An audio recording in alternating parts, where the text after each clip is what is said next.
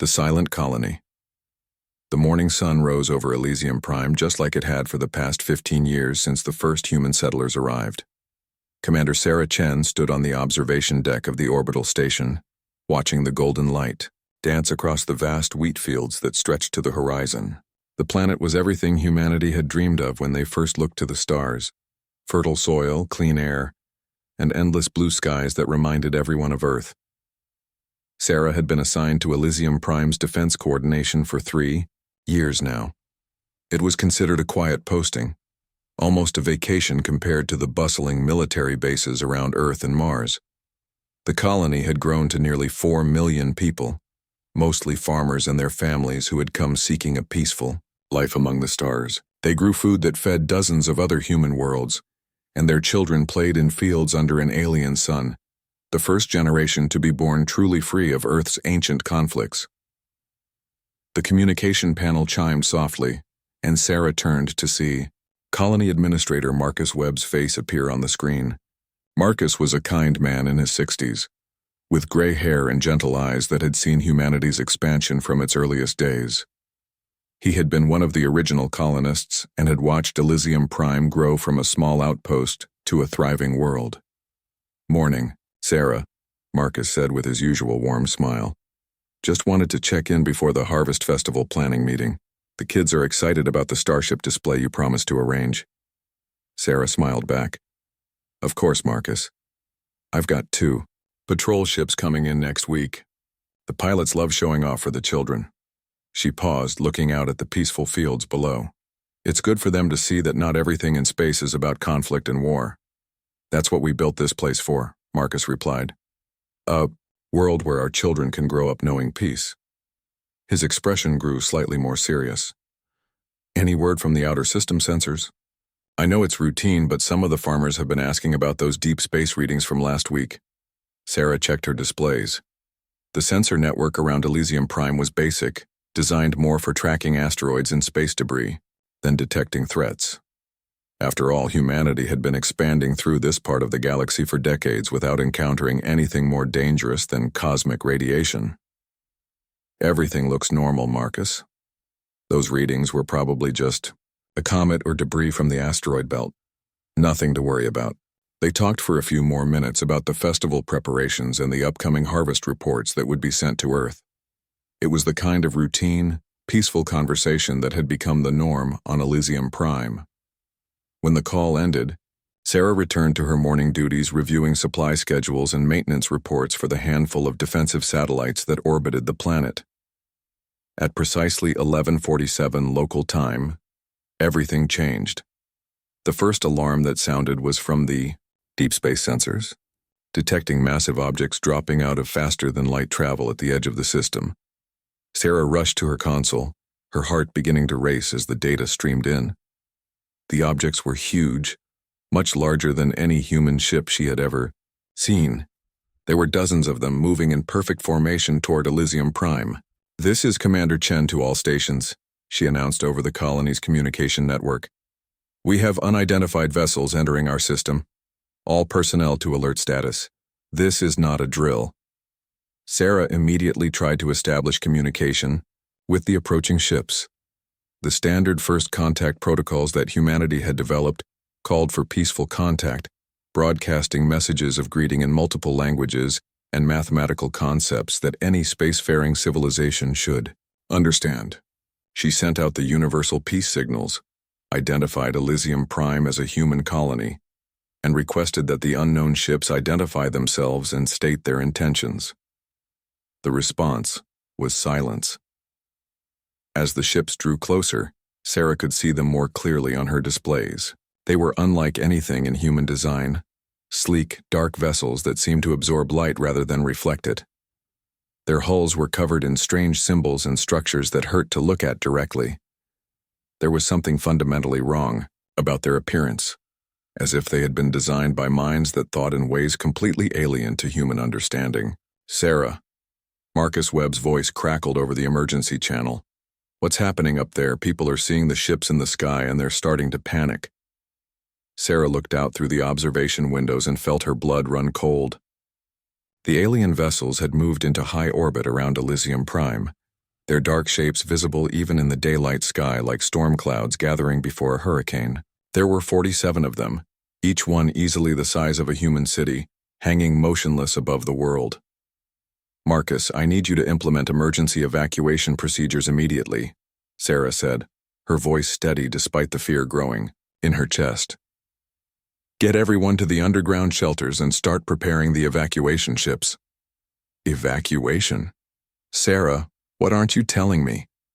Before Sarah could answer, the alien ships began to move. They descended slowly through Elysium, Prime's atmosphere, and as they did, they began to emit a low humming sound that could be felt as much as heard. The frequency seemed to resonate through the planet itself, causing windows to vibrate and making people feel sick to their stomachs. Sarah tried again to establish communication, broadcasting on every frequency she could think of. She sent mathematical sequences, star charts showing human space, even music and art from Earth's greatest composers and artists. She offered trade, friendship, knowledge, anything that might prevent what she was beginning to realize was inevitable. The aliens continued to ignore every attempt at contact. The first beam of energy struck the planet's northern continent at 12:23 local time. Sarah watched in horror as a brilliant flash of light erupted from one of the alien ships and struck the surface below. Where the beam hit, everything simply ceased to exist. Not destroyed, not burned, simply gone, leaving behind a perfectly circular crater 5 kilometers wide and so deep that its bottom disappeared into darkness. "Marcus!" Sarah screamed into her communicator. "They're attacking! Get everyone underground now!" Marcus's voice came back, filled with panic and confusion. "Sarah, what's happening? The whole northern city just... It's gone. There's nothing left. No buildings, no people, no..." The second beam struck the eastern agricultural sector, vaporizing farms and processing plants that had fed millions. Then the third beam hit the spaceport, destroying the evacuation ships before they could even launch. The aliens were methodical, targeting infrastructure and population centers with cold efficiency. Sarah activated the colony's emergency beacon, sending out a desperate distress call to any human ships that might be within range. "This is Commander Sarah Chen of Elysium Prime Colony," she broadcast. "We are under attack by unknown alien forces. They are not responding to communication attempts. They are systematically destroying our world. Request immediate assistance. Please warn other human colonies. They showed no interest in negotiation or surrender. They just want us dead." As she spoke, another beam struck the southern continent, eliminating another 2 million people in an instant. Sarah realized that the aliens weren't just attacking. They were exterminating every trace of human presence on Elysium Prime with the same casual efficiency that a farmer might use to eliminate pests from a field.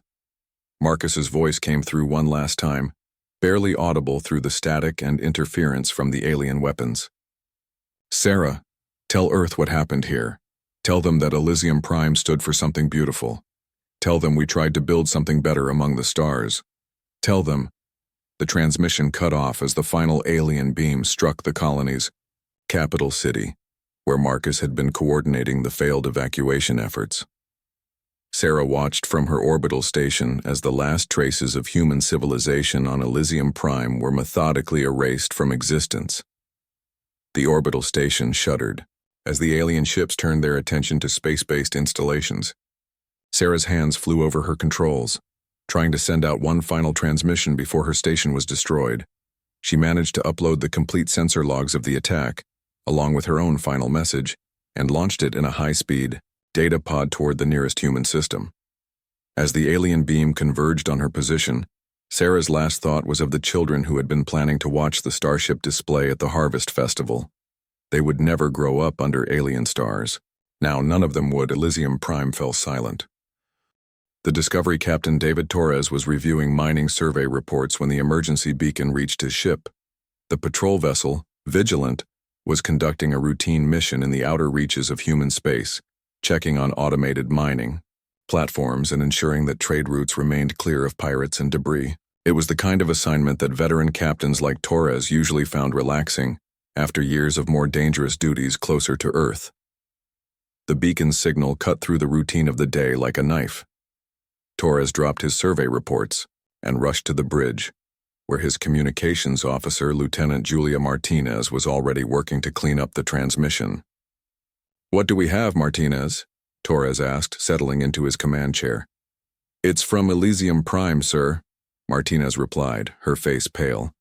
"The signal is badly fragmented, but it appears to be an emergency distress call. There are also extensive sensor logs attached." Torres felt his stomach drop. Elysium Prime was one of humanity's most successful colonies, a peaceful farming world that had never reported anything more serious than equipment failures or minor medical emergencies. "Put it through." Commander Sarah Chen's voice filled the bridge, distorted by static but unmistakably urgent. "This is Commander Sarah Chen of Elysium Prime Colony. We are under attack by unknown alien forces. They are not responding to communication attempts. They are systematically destroying our world." The bridge crew listened in stunned silence as the message continued, describing the methodical destruction of an entire world and the deaths of 4 million human beings. When it ended, the bridge remained quiet except for the soft hum of the ship's systems. "Sir," Martinez said softly, "the sensor logs show 47 unidentified vessels, each one approximately 2 kilometers in length. The weapon signatures are unlike anything in our databases." Torres studied the data streaming across his displays. The alien ships appeared to use some form of directed energy weapon that converted matter directly into energy, leaving no trace of whatever it struck. The power requirements for such technology were staggering, beyond anything humanity had ever achieved. "Dr. Vasquez to the bridge immediately," Torres called over the ship's intercom. Dr. Elena Vasquez was the Vigilance Science Officer, a brilliant xenobiologist who had spent her career studying the possibilities of alien life. She had often expressed hope that humanity's first contact with another species would be peaceful and enlightening. When Dr. Vasquez arrived and reviewed the data, her expression grew increasingly grim. "Captain, based on the attack patterns and weapon efficiency, these aliens possess technology that's significantly more advanced than ours, but more troubling is their behavior." "What do you mean?" "They made no attempt at communication, showed no interest in negotiation or surrender, and targeted civilian population centers first. This wasn't a military conquest, it was extermination. They treated the entire human population of Elysium Prime as if they were vermin to be eliminated." Torres felt anger building in his chest. He had served in the military for 25 years, had fought pirates and dealt with conflicts between human colonies, but he had never encountered anything like this. "Set course for Elysium Prime immediately. Maximum speed." "Sir," his navigation officer spoke up, "that will take us 4 days at our best speed. Then we'd better get started." The journey to Elysium Prime was the longest 4 days of Torres's career. The crew worked around the clock, analyzing every piece of data from the attack and trying to understand what humanity was facing. Dr. Vasquez led the analysis, working with the ship's artificial intelligence to model the alien technology and behavior patterns. "They're definitely not from this region of the galaxy," she reported on the second day. "The metal composition of their ship suggests they come from a star system with different elemental abundances than anything we've encountered. My estimate is that they traveled at least 50 light-years to reach Elysium Prime. 50 light-years is a long way to go just to destroy one colony," Torres observed. "That's what worries me, Captain. If they came that far to eliminate one human world, it suggests this isn't random. They specifically targeted us." When the Vigilant finally reached the Elysium system, the crew stared in horror at what they found. The planet that had once been a green, thriving world was now a blackened sphere covered in perfectly circular craters. There was no sign of life, no radio emissions, no heat signatures from cities or towns. Even the orbital stations had been reduced to debris. "My God," whispered Martinez. 4 million people just gone. But as they conducted their investigation, the ship's sensors detected something else. At the edge of the system, partially hidden behind a gas giant, was a single alien vessel. It appeared to be monitoring the remains of Elysium Prime, possibly collecting data on the destruction. "They left an observer," Torres realized. "They want to study what they did." Dr. Vasquez was already working at her station, scanning the alien ship with passive sensors to avoid detection. Captain, I'm reading multiple energy signatures from that vessel. It's not just observing, it's actively scanning nearby star systems. Scanning for what? Based on the frequency patterns, I believe they're looking for more human colonies. The implications hit Torres like a physical blow. This wasn't just about Elysium Prime. The aliens were planning to systematically eliminate every human presence in this part of the galaxy. They were conducting genocide on an interstellar scale. "Sir," Martinez called out urgently, "the alien ship is moving. It's detected us." On the main display, they watched as the dark vessel began to turn toward their position. It was smaller than the ships that had destroyed Elysium Prime, but it was still twice the size of the Vigilant and equipped with the same terrible weapons. "All power to engines," Torres ordered. "Get us out of here. Now."